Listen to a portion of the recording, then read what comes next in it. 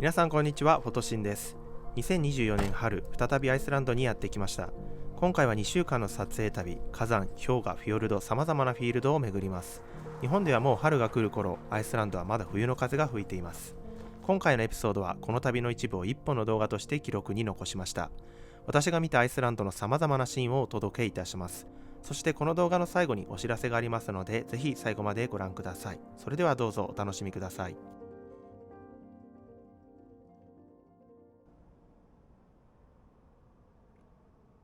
はい、ということでですね、ちょっと外に出てきたんですけれども、もうちょっとで太陽がね沈む時間帯になります。今だいたい7時半ぐらいですね。若干日が長いんですけれども、ちょうどねこっちの方向ずっとまっすぐにね、行ったところに、今回ね噴火したレイキャネス半島の火山がねあります。ちょっと煙がもくもく立ってるのがね実際に見えると思うんですけれども、その先に行くとグリンダビークっていう、町があって、今回はその町にかけて溶岩が流れていってしまって民家も焼けたりとかっていう、もう災害になってしまったんですけれども、そういったところにね今火山があるという。なのでなかなか近くに寄ることはできないんですけれども、このちょっと距離から離れて、今回はね撮影する形になります。いや本当にねすごいですよ本当に。これもあと数日で終わるかもしれないので、だいぶ小康状態っていう感じなので、撮れる範囲で、しっかりと撮っていきたいなと思います。ということでどんな感じになるかねちょっと待っていきたいと思います。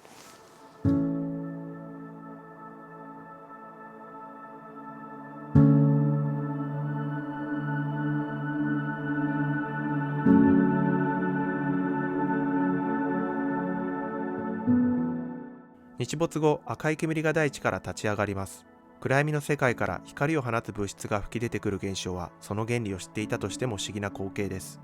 地球が生きていることを実感し、新たな大地が生まれるその瞬間をこの目で見ることができました。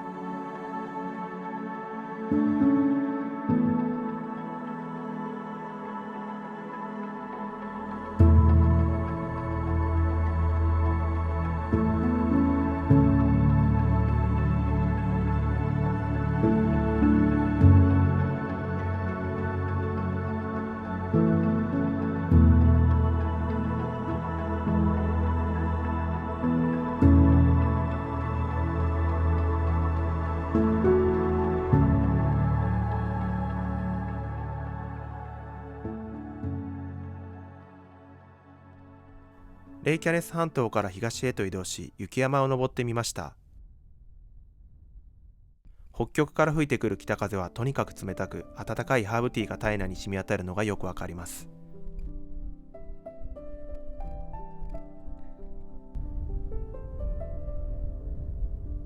かつて先ほどのような噴火で生まれた山々は雪でコーティングされて美しい山岳風景を見せています。風により形成されたシュカブラを発見しました。今回 GFX 用にお借りしたラオワの超広角レンズでこの造形と周辺の山々のすべてを映し込むことができました。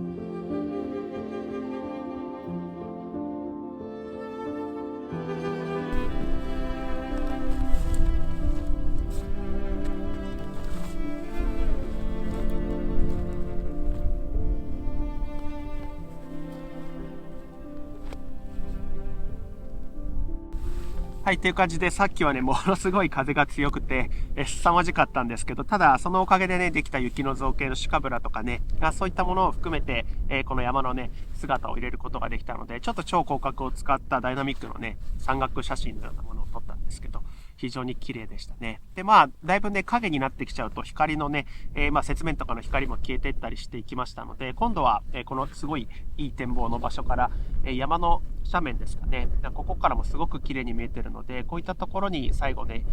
夕焼けが当たるところをちょっと撮っていきたいかなと思います。いやー素晴らしい景色だな本当に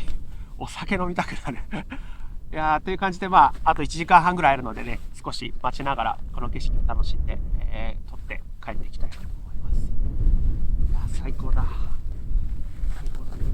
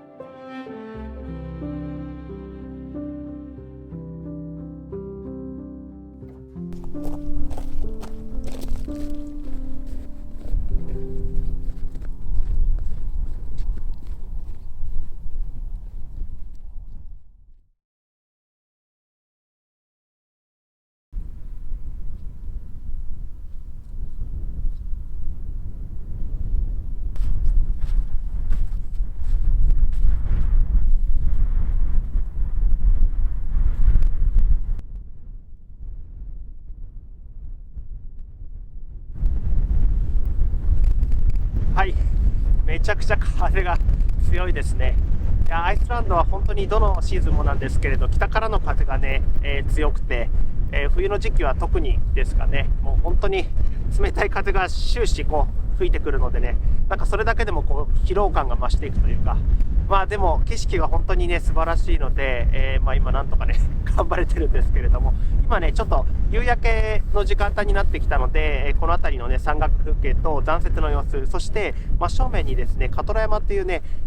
昔大きい噴火を起こして、氷河が覆ってるんですけれども、その噴火によって大洪水を起こしたっていうね、そういった歴史がある山なんですけど、その氷河がちょっと上の方にうっすらとね見えて、光も当たってますね。でここから見える山のね連なりだったりだとか、少しこうピークになってるねすごく素晴らしいかっこいい山がありますので、ちょっとそれを入れながら、左奥に、カトラ山のね氷河を、入れるような感じで、あとはこの暖色の光を添えながらやっていきたいと思います。めちゃくちゃ綺麗なので、ちょっと、光がねいい条件になると待ちながら、撮っていきたいなということで、こちらで撮れる写真たちはこんな感じです。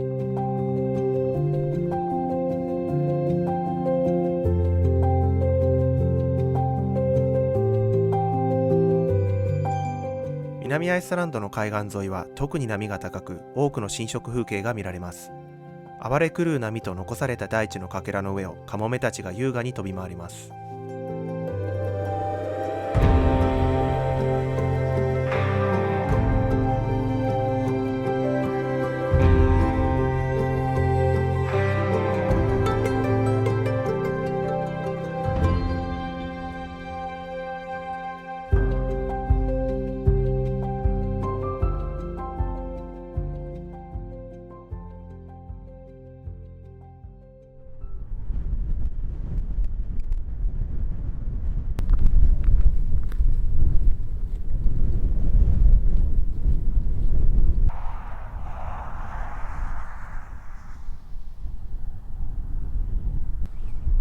次の日のね朝になったんですけれども、早朝のね撮影を終えて、今苔のフィールドに来てるんですけれども、この辺りはね噴火した跡地で、そこに苔が蒸して、こんな感じでね大地が広がってるんですけど、とても綺麗ですね。今ちょうど右上から光がねこう斜めに入ってきてるので、そのコントラストなんかもすごく綺麗で、あと今日風がめちゃくちゃ強くて、毎日強いんですけど、この辺りのね砂が舞い上がってサンドストームが起きていて、ちょっとこうヘイズというか、霧がかってるような感じのね、光景が広がってます。でちょっと口の中がジャリジャリするような、そんな一日なんですけれども、ちょっとこの苔の姿をねいろいろと撮っていきたいなと思います。純粋にこのサンドストームと絡めて撮ってもいいですし、この中に、小さい木がね、ポツンとこう生えていたりだとか、こういった過酷な環境の中でもまた木がねこう成長している、完全には成長できないと思うんですけれども、頑張って成長している姿なんかもねちょっと捉えていけたらなと思います。だいぶ落ち着いたけどまた来る、すごいですね。はい、という感じで、この苔のフィールドを抜けてね、今度は氷河の方にどんどん行って、東のアイスランドの方にね進んでいきたいなと思います。本当に綺麗ですね。ということで、こちらで撮れる写真はこんな感じです。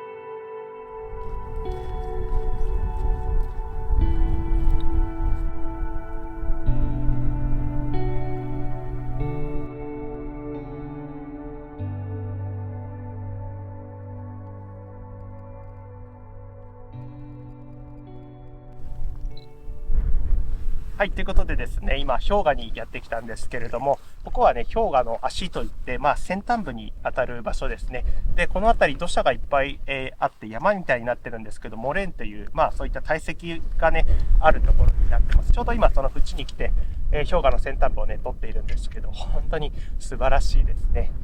でこの氷河っていうのは本当にすごくね圧力がかかってできた氷で、ちょっと割れ目があるんですけれども、そこから見てもね氷なんだっていうのが分かるというか、ただの雪ではなくてちゃんと氷になってるのが分かりますね。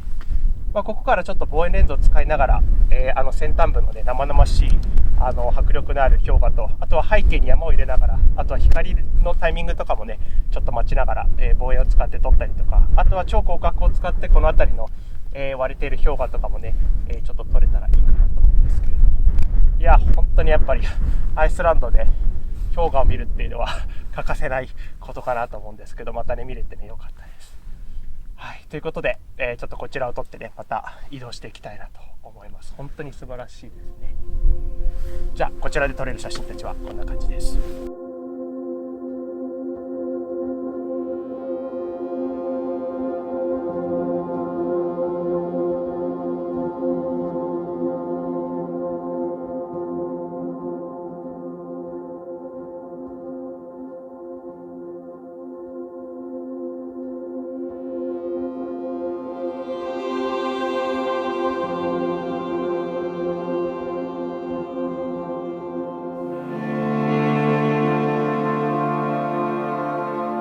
分厚い氷河のかけらは内部から覗くとまるでアイスケーブを思わせる光景です。氷たちは溶けて水となり、閉じ込められていた太古の空気はこの場所で再び大気へと帰っていきます。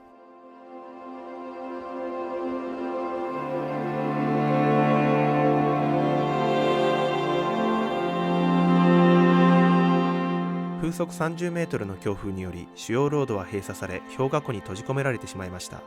なすすべがなくストロベリーラテをすすり始めると、終日曇天だった空が突然焼け始めます。誰もいない静かな氷河湖でただ一人、この光景を静観することになりました。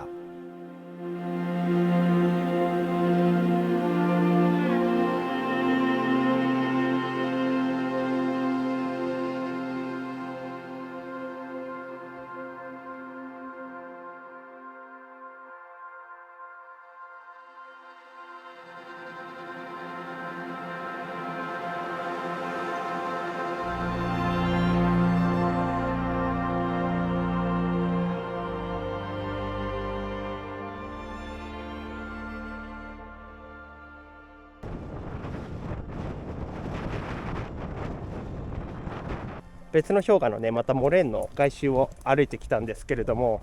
こう全てが大きいのでパッと見ちょっとで行けるなと思っても意外と歩いてみると距離があったりして、めちゃくちゃ長かったんですけど、ようやくね着きましたね。結構あまりの強風でマイクがうまく機能しなくなりました。ようやくたどり着いた新たな氷河湖。目の前には無数に断裂した氷河の足が広がります。その光景から何かを必死で伝えているようですが、風が許してくれません。とにかく氷河たちが水に帰る旅の最後の瞬間を撮り続けました。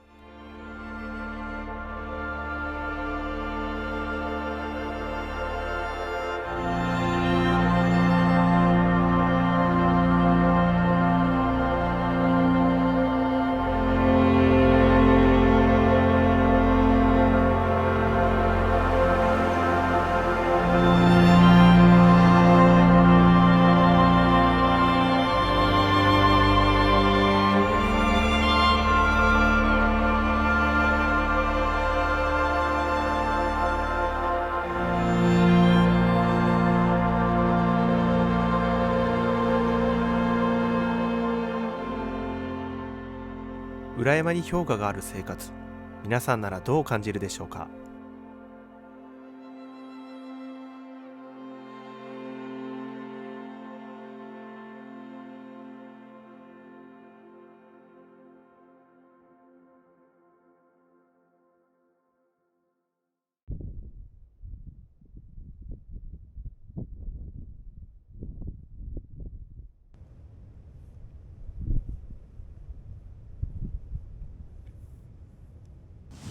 おはようございます。今ね朝なんですけれども、東アイスランドの海岸沿いにね来ているんですが、ちょうど今太陽がね昇ってきたところですね。本当は山でも撮ろうかなと思ってたんですけれども、ちょうどねあそこにトナカイの群れたちがね何かをね、食べているんですけれども、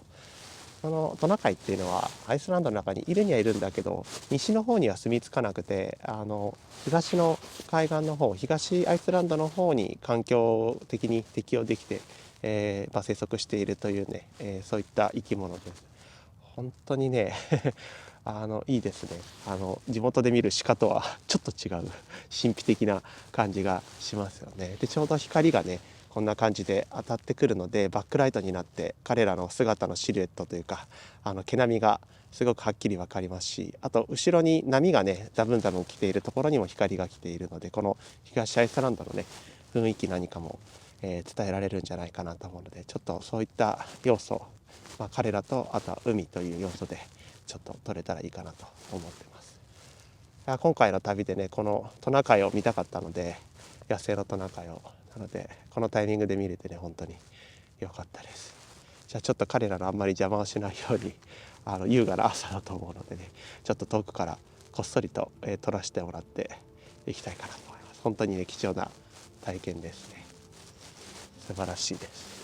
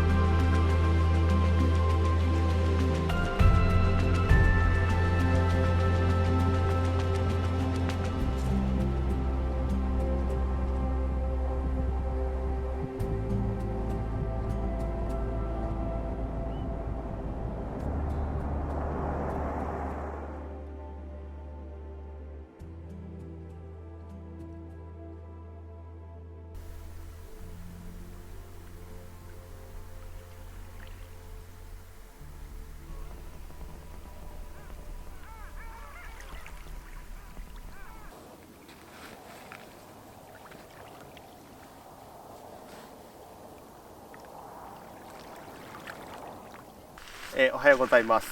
今ですね朝の4時半になるんですけれども、ちょうど今ねフィヨルドのねど真ん中にねいるような感じになります。で海沿いの岸辺なのでねちょっとこんな感じで水辺に来てるんですけれども、ちょうどこの水面のリフレクションとね、奥にあるフィヨルドの地形が素晴らしかったので、ちょっと朝からね撮影をしています。昼間のね景色も素晴らしいんですけれども、このね朝のブルーアワーの時間っていうのは本当に暗闇の中にぼーっと浮かぶこのフィヨルドの地形っていうのがすごく印象的で、今日は多分そんなに爆焼けとかねそういう感じではないんですけど、逆にこのブルーな感じの方が個人的にはすごく雰囲気に合ってるなと思いましたので、ちょっとこんな天気であるんですけれどもね撮ってます。本当にこの広大なフィヨルドの中にポツンとね人の生活が分かるようなライトとか民家の光があったりとかね、そういうシーンもすごくグッとくるというか、印象的でね朝からちょっと撮影をしてたんですけれども、本当に素晴らしいですね。ただすごい寒いです。マイナス9度、っていう感じなので普通に寒くて、結構吹いてくる風もやっぱ北極圏から吹いてくる風なのでものすごく冷たくて、なんか長野にいる時よりも寒いなっていう感じがするようなねそんな感じです。ちょっとこれからねどうなるかわかんないんですけれども、しばらくはこのブルーアワーのね、時間をねちょっと撮影しながらやっていきたいかなと思います。ちょっとパノラマチックな感じでフィヨルドのね長い感じを表現できればなと思うので、そういった撮影をしていきたいと思います。本当に素晴らしい。はい、ということでこちらで撮れる写真たちはこんな感じです。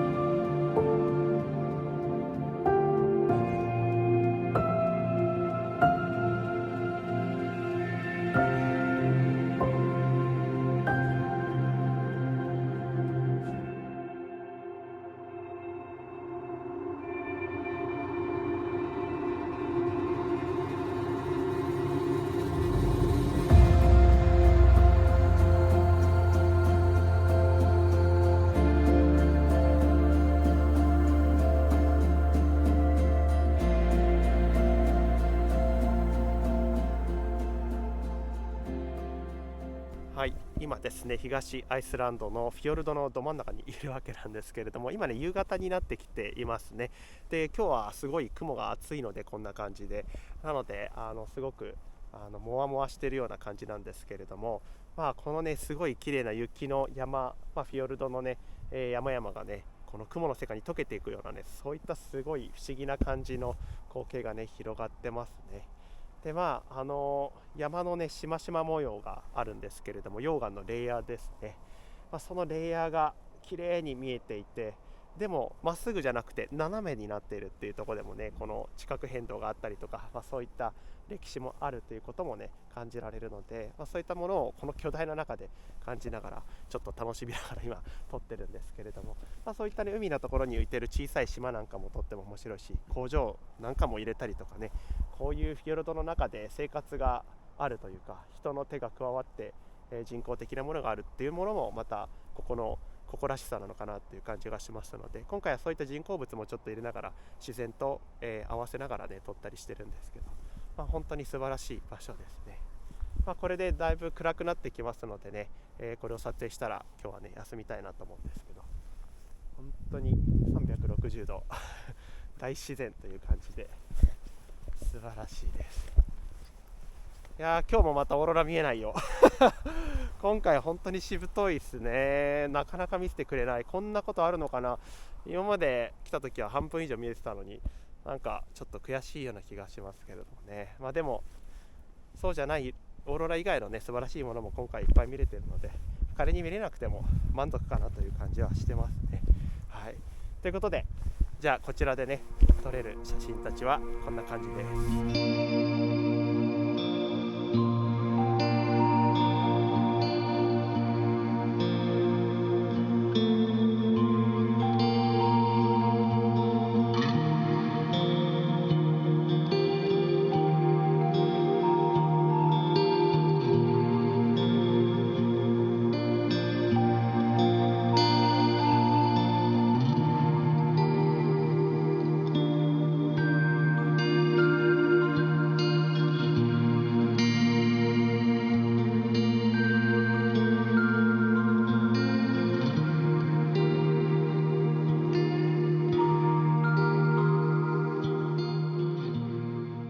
フィヨルドに流れる時間はとにかくゆっくり感じました。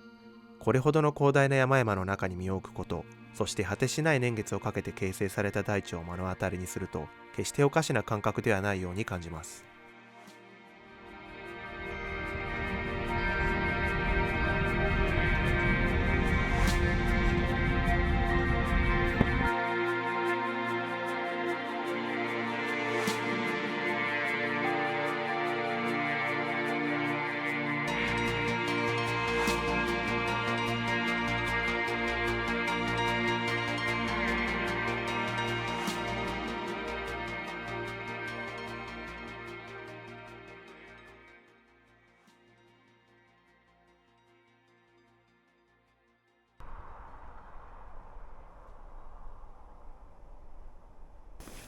フィヨルドを見ながらホットドッグをね作ってみました。もう冷え切っちゃったけどこれ結構買うと高くて700円ぐらいするんですけれども、でも自分で作るともうちょっと安く抑えられるんで、旅の間はね自分で作って食べてますね。めちゃくちゃこのソーセージが美味しいんですよね。最高です。で今ずっとねこうフィヨルドを通ってきてるんですけれども、何回もループして通ってるので同じとこ来てるのかなみたいな感じになるんですけど、それぞれにそれぞれのやっぱ地形の違いっていうのがあったりして、でさっきまでは岩だけだったんだけどこっちに来たらちょっと苔があったりとか、そういう微妙な変化もあったりとか木もあったりとかするのでね、非常に面白いです。でやっぱね光の入り方がすごく今日特に曇りなので綺麗で、そういった感じでこういう景色をちょっと撮影したりとかしながら進んでますね。あと小さい村とかあったりするので、そういったところとかもねちょっと寄ったりとかしてきたんですけれども、ここにあともう3日ぐらい滞在する予定なので、昼間の時間の撮影、また朝とかね夕方とかのそのちょっと暗い瞬間のトワイライトとかのフィヨルドの姿をねこれからまた捉えられれば、さっきもちょっと撮ってたんですけど、そういうのを撮れればいいかなと思ってます。あとはオーロラですね。オーロラがなかなか巡り合えない今回っっていう感じで、なかなか思いにいかない部分もあるけど、でも与えられたものをしっかりと受け取りながら取っていければ一番いいかなと思ってね。いや、何よりもこの大自然の中で、ホットドッグ食べれるのが、ホットじゃないのこれもうコールドドッグみたいになっちゃってるけど、そんな感じで、楽しんでねいきたいと思います。じゃあ引き続き頑張ろうと思います。いただきます。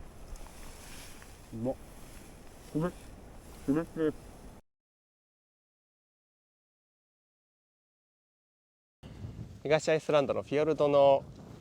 このね雪原で生活している馬たちですね。はい、はい。さっきまで遠くにいたんですけど、ちょっと近くに寄ってこの柵のところまで来たらね、みんな集まってきましたね。なんとかね向こうの方で自由気ままに遊んでるんですけれども、すごいですよね。こんな寒い環境でも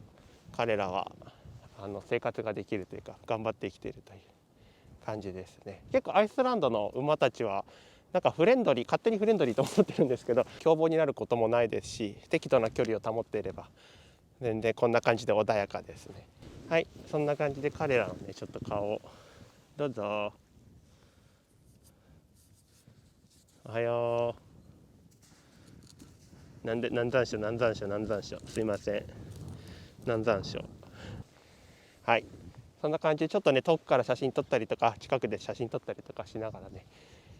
先へ進んでいきたいと思います。こっちの方ですね。海岸沿いをずっと進んでるんですけれども、基本的に舗装されてない道で、ただ雪があるおかげでね舗装されてるという感じなのでね、ありがたいですね。これでちょっとぐるっと一周していきたいかなと思います。ということで、フィヨルドで生きる馬たちはこんな感じです。かゆいねめちゃくちゃかゆそう。痛い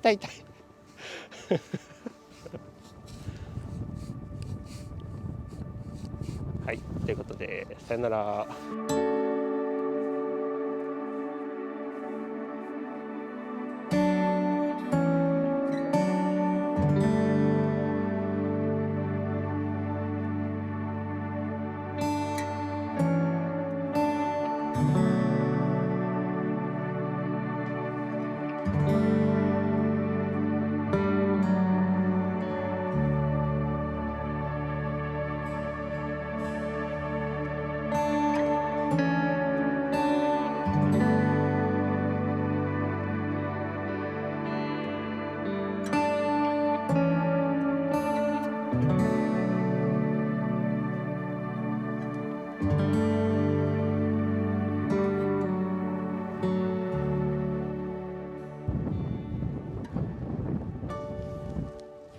はい、ということでですね、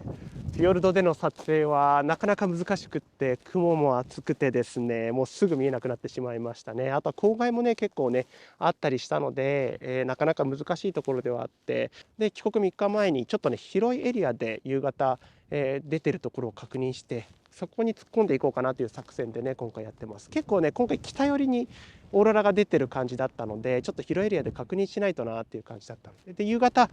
遠くの方にねうっすらと出てきたのを確認したのでね、そこから200キロ移動してきて、今できる限り郊外の少ない広いエリアでちょっとね撮影をねしております。最後の最後で本当に素晴らしい光景に出会えてね良かったです。という感じで、じゃあちょっと風が強いんですけど引き続き撮影していきたいと思います。ということでオーロラの写真こんな感じです。この旅で初めて見たフィヨルドでのオーロラは雲の隙間から見えました。隣の港町の明かりが雲を突き抜けオレンジ色に光ります。一般的には郊外と言われるでしょうが、これがこの場所で見れるオーロラの風景であり、その2つの色彩はとても美しく見えました。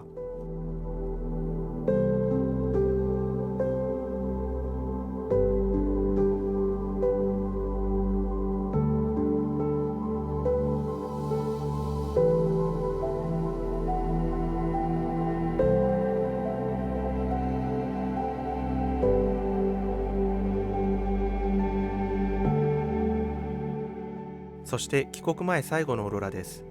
真っ暗な大地の上で明るい緑の帯が踊り狂います。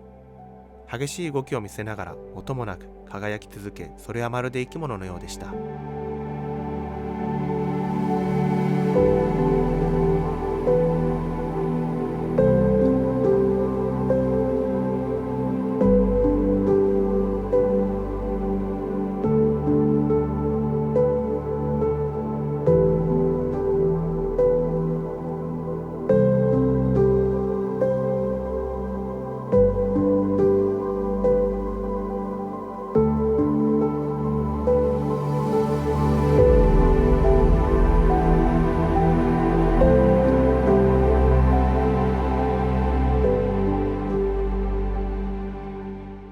私にとってアイスランドは自然風景の原点に触れることができる場所で、普段国内で見ている自然をより深く理解する上でとても大切な存在です。また新たな視点でこの場所に戻れる日を楽しみにしています。そして最後にこの撮影旅で生まれた作品を一冊のアートブックとしてまとめました。タイモムランド、私が感じた大地の時間を感じることのできる一冊となっています。縦横30センチのファインアート紙への印刷とし、ダイナミックに作品をお楽しみいただけます。現在初回限定版の販売を開始しています。今回の動画でご興味を持たれた方はぜひ手に取っていただけると嬉しいです。詳細は概要欄をご確認ください。それでは最後までご視聴いただきありがとうございました。また次の動画でお会いいたしましょう。